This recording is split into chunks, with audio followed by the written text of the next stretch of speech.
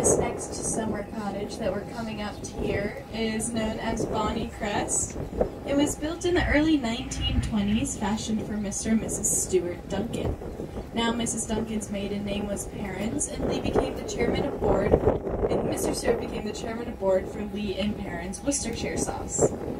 Now as you can see, all of the chimneys here, there are a lot of them, and they each have a very unique design. That's because each one was fashioned to look like the older, more ornate bottles of Worcestershire sauce.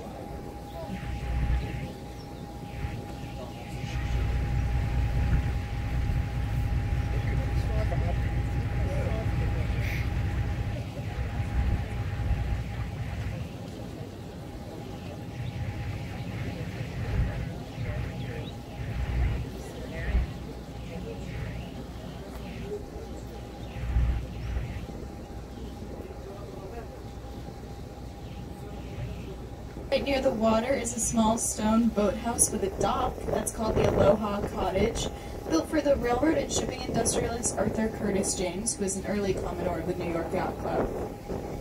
He was an avid yachtsman, and he sailed the Atlantic nearly 50 times during his lifetime. Now you can imagine his Swiss bride started to get lonely and homesick. So he made up for it by building her an entire miniature Swiss village that can still be seen from Harrison Boulevard as you drive by. And all of the farm animals wore 24-karat gold name tags. Behind these small gray buildings here, you'll see a beautiful half-shingle, half-stone house called Beachbound, named for the beech trees that surround it. It was built in 1910 for the Burden family, who made boxcars for the railroad industry. Notoriously, Mr. and Mrs. Burden could not agree on anything, and that transferred over to the layout of this house. So she started on the left with Swiss style, he started on the right with a Scottish castle, and they met somewhere in the middle, which is why it's half shingle and half stone. Now both Beachbound and Bonnie Crest were abandoned after the hurricane of 1938. It wasn't until the late 60s that realtors started to pick them up and turn them into luxury condos.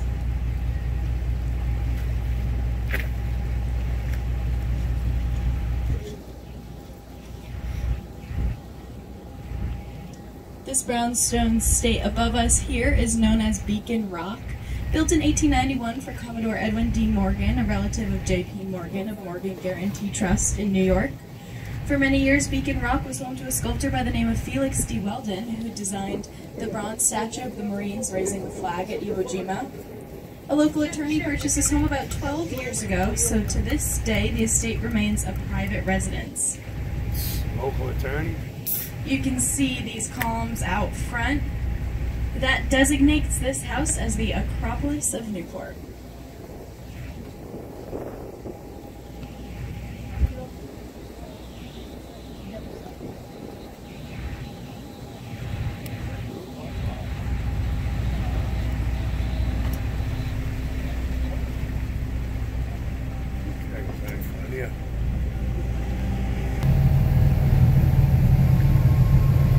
Just by looking around the harbor here, you can see that there are a lot of sailboats. That makes Newport, Rhode Island one of the sailing capitals of the world, and it all starts right here. This little green and red barn that we're coming up to here is the location of Sail Newport. Sail Newport's boats called Optimists.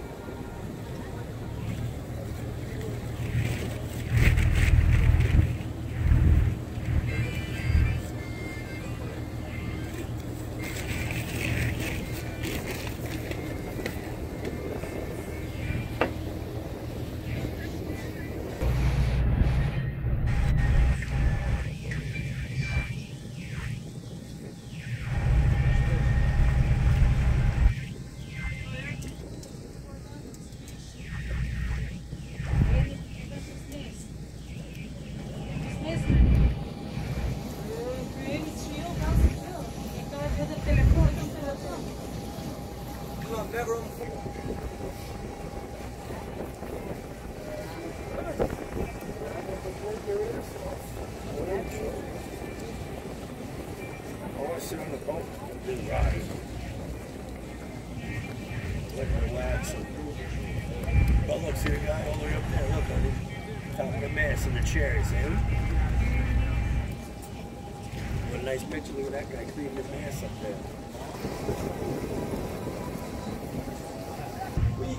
Right on the water. Looks like we have a pirate ship coming up on our left here. Looks like it was built in the 1800s. However, it's brand new. So it's about 5 years ago. It's called the Oliver Hazard Berry. It's Rhode Island State tall ship. What's interesting about this boat is you can actually do a semester at sea on the vessel. It'll teach you your core curriculum along with the art of sailing. But our favorite part about this boat is every year a local theater company puts on a production of Peter Pan.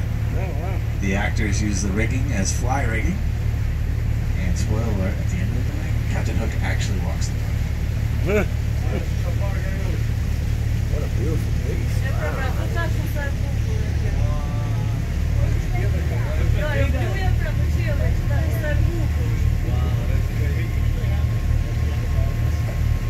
Oh, there's a couple of boats sailing right there. A couple of boats sailing. And air mattresses to listen to the music for free.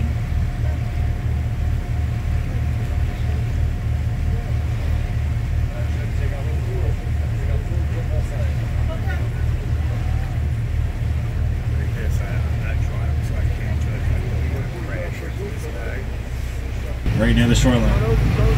I must give you a friendly reminder that we are on an open boat, convertible, if you will. As we make this turn here, you're going to feel the sea breeze pick up a little bit. Might encounter some boat wake or chop, so we might get a little sea spray out. In the main house, so 4 units. Each one of them has a fireplace that can fit a grand piano inside. It's so large. And then all of those back additions were added on, and those are just smaller models. Same thing with beachbound, not the grand piano fireplaces, but.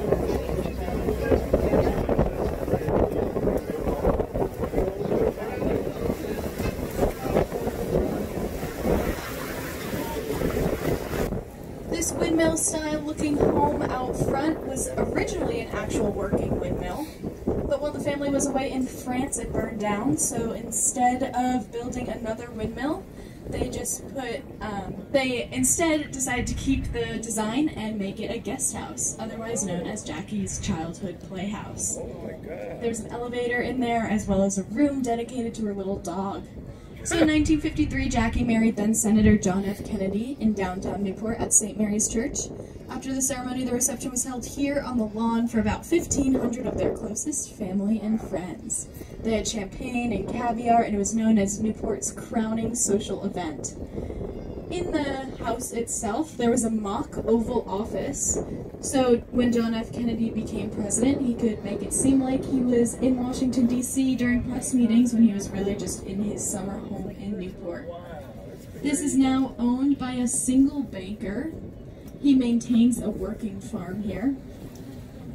And this little boathouse and dock out in the front was featured in the original Great Gatsby movie with Robert Redford and Mia Farrow.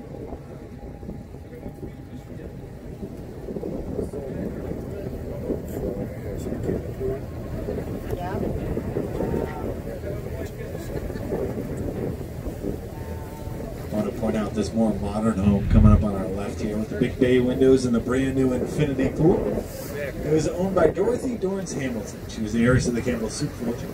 Unfortunately, she passed away about 2 years ago, but she left this home along with 5 others here in Newport to her children. But she also owned the land ahead of it on our left, but she didn't trust her kids, thought they'd sell it, build condos or a hotel on the property. So she put that into the Aquidneck Land Trust. So it'll be just like that for the next 100 years.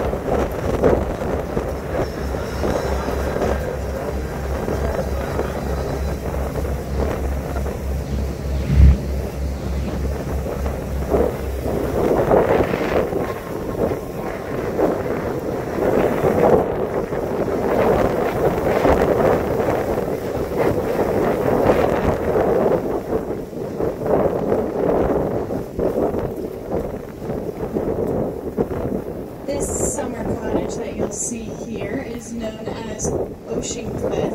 It's part of a timeshare resort originally called Shamrock Cliff. It was built for Mr. Hutton, a railroad tycoon who was credited with the design of the Transcontinental Railroad across Russia. It now is fashioned as a great wedding venue, as well as a venue for high school proms.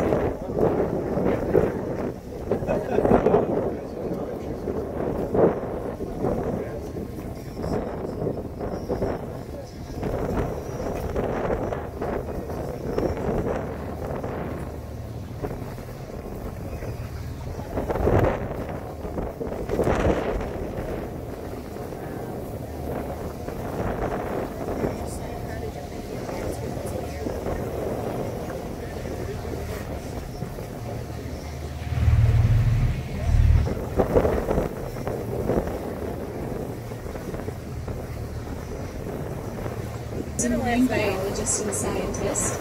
Agassiz and his family had the first saltwater aquarium here.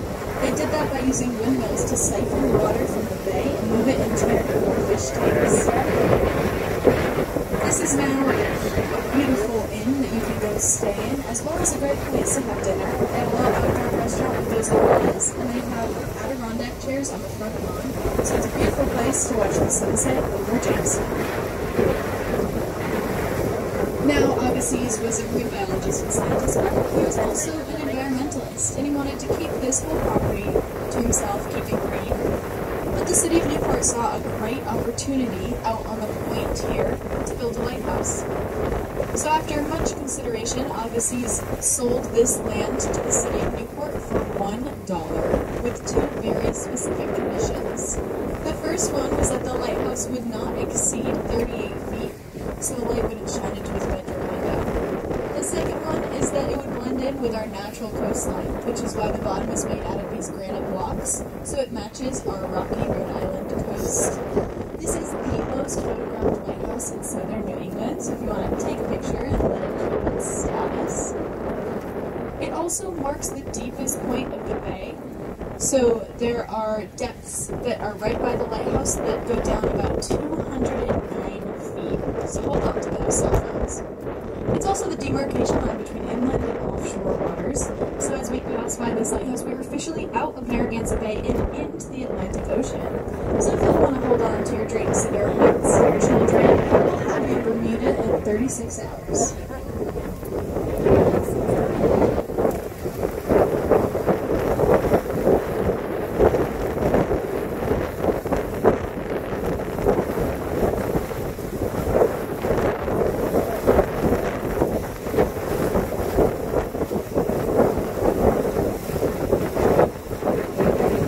Buy the alcohol directly from him.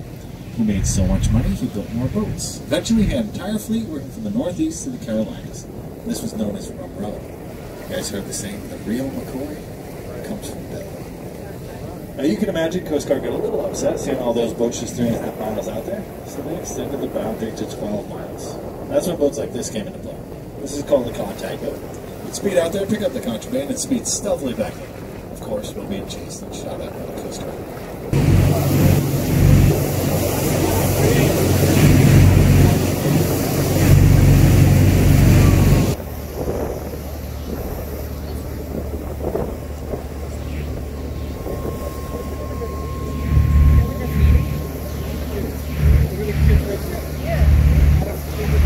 Jamestown has some beautiful state parks as well. This cliff area up here on our left is Fort Wetherell State Park.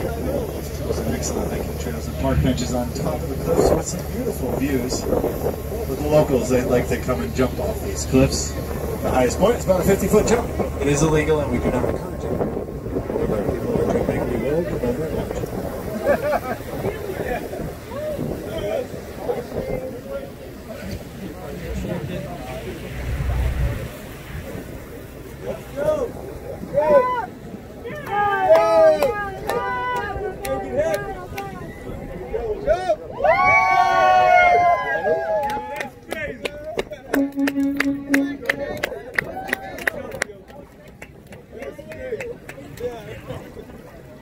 Come on, cut!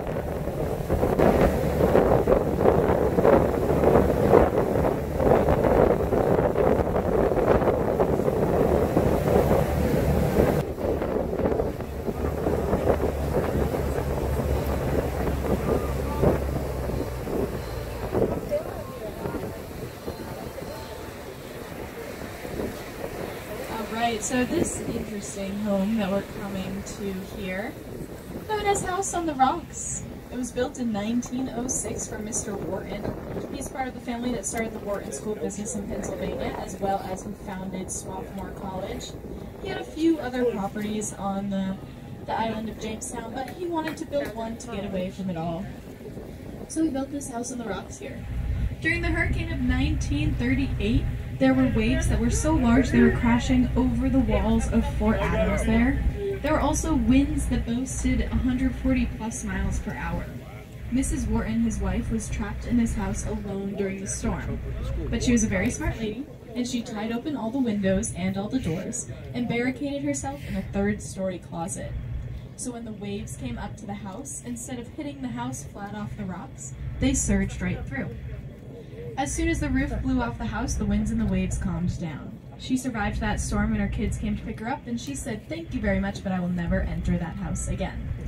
It was left abandoned for 26 years until an architect from Boston picked it up in an auction for $3,600.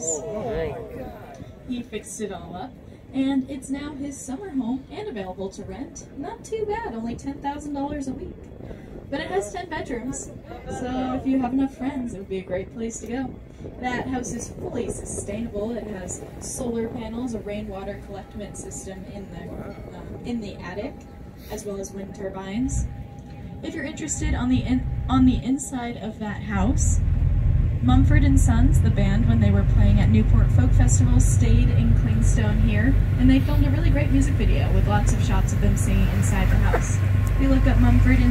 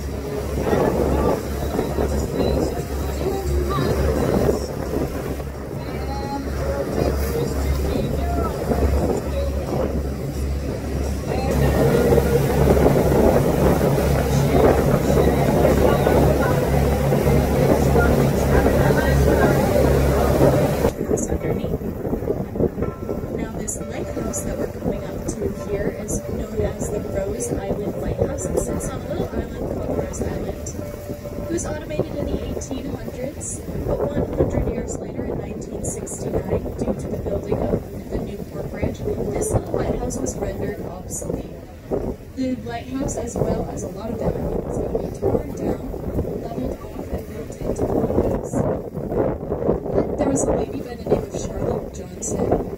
She started the Rose Island Light Foundation and started enough buzz and got enough of her friends to stand arm to arm, leg to leg with their bed sheets, creating a barrier over the entire perimeter of the island. She was able to save this little lighthouse, and it now functions as an inn. RoseIslandLight.org, you can book your stay to stay in this little lighthouse here, have the island to yourself, learn how to be a 19th century lighthouse keeper.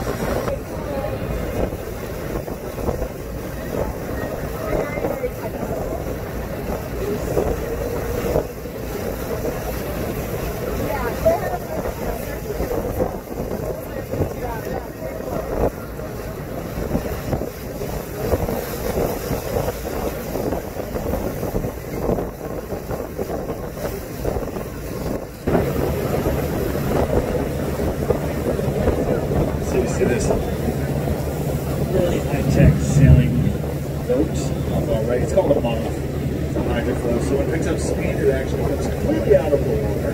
It's a little foil that will take it on. You're really skilled sailor.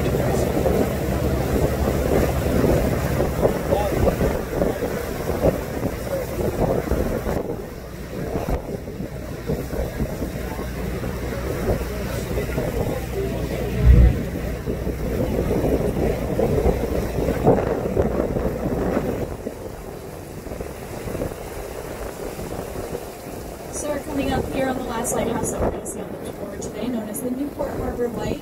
It's not the most famous lighthouse in the area, but its place in history is unchallenged as the first beacon to guide mariners into the harbor. It sits on the little island here known as Goat Island. In colonial days, people would row their livestock out here to graze. There was no need for fences because there were no predators on the island, and goats can't swim.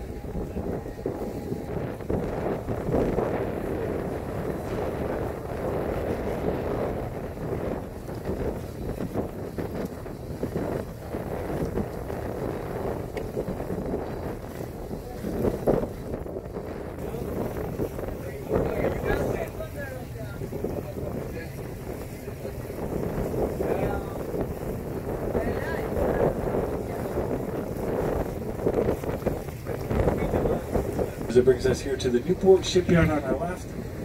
They do not manufacture boats here anymore, but they do maintain them. Beyond these yachts, you're going to see a big blue steel structure over there. It's called a marine travel lift. It's one of the largest on the East Coast, and this boat's up to 500 tons to move around the property. That's why we see a lot of these big yachts coming in to get some work done.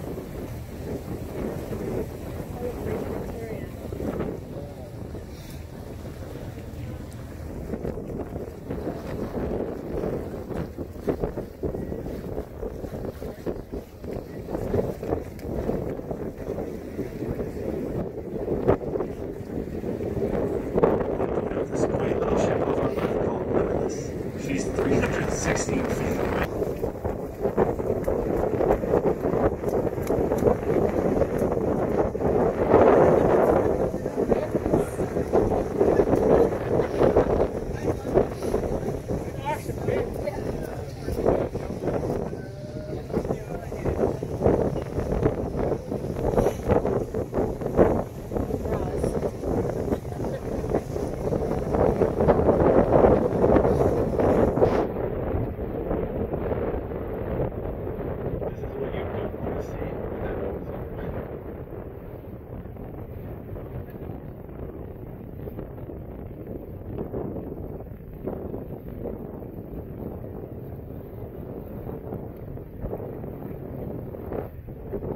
Fisheries lobster.